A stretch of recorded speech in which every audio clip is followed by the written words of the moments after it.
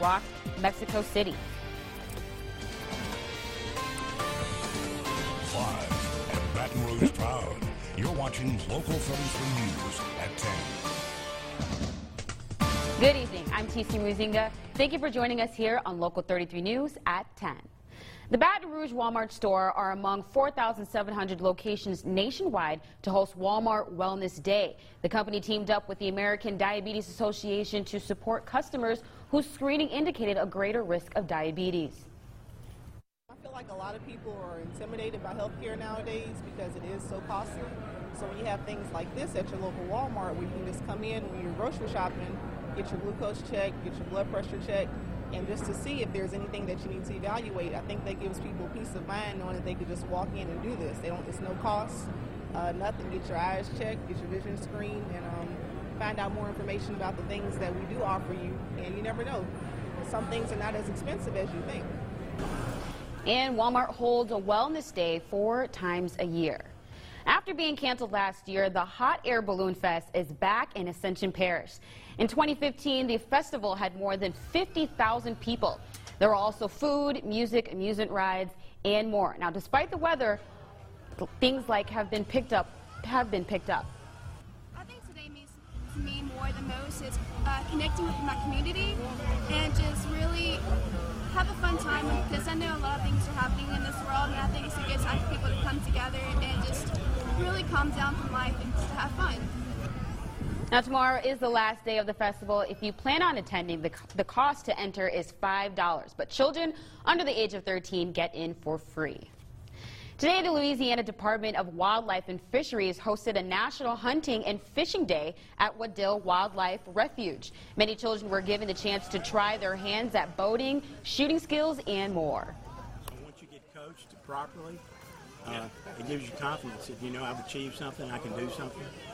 And also, you know, anytime we get out in the outdoors, kids today, they get in front of the video games too much and they want to do everything on the computer. And that's fine and good, but there's nothing like getting out and, you know, building up a little sweat and having a good time, you know. It was free and to the public, and they hosted a living petting zoo. For 4 days after a powerful earthquake rocked Mexico and killed hundreds, an aftershock hit southern Mexico. NBC's Miguel Amaguir reports from Mexico City. Emergency sirens warned rescue teams they're on shaky ground. A powerful, shallow 6.2 aftershock in Oaxaca, forcing first responders to temporarily stop their desperate searches in Mexico City. A jarring reminder of Tuesday's tremor that killed more than 300. All of a sudden, the floors started pancaking.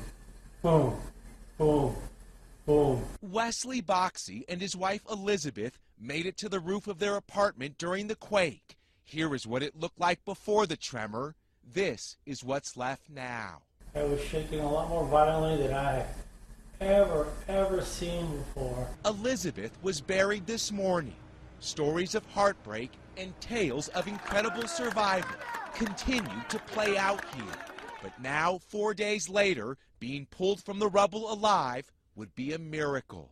Tonight, LA County's elite fire and rescue team is deployed to find the missing. When concrete and rebar collapse and crumble, it's like a spider's web. Nothing comes easy. The team now working just yards from where Mariel Mendoza and her family are camping, desperate for news about her cousin Yvonne, who was on the 4th floor of this employment center when it crumbled.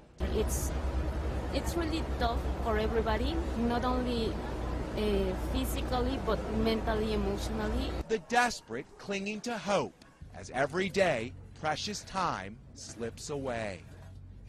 The damage from that 6.2 aftershock felt some 300 miles away was minimal considering its size. Now back to you. Coming up, the Maverick Senator from Arizona, John McCain, is standing firm in opposition to the latest healthcare repeal attempt.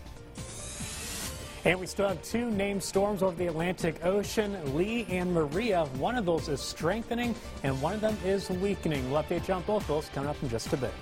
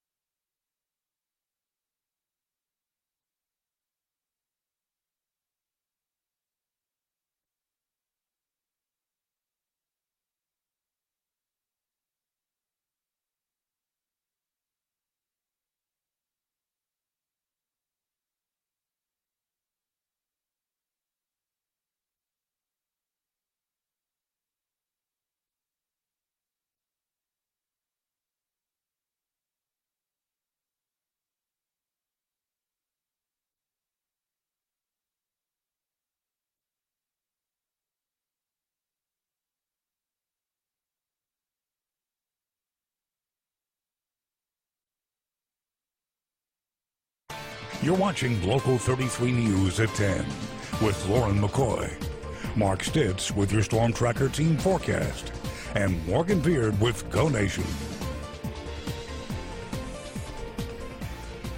Welcome back. Last month, Arizona Senator John McCain cast a deciding vote which killed a so-called skinny repeal of Obamacare. Now McCain says he will vote against the Republicans' newest health care law. NBC's Chris Polan tells us more on the story. It's not a fatal blow, but Arizona Republican Senator John McCain says he will not vote for his party's latest effort to repeal and replace the Affordable Care Act.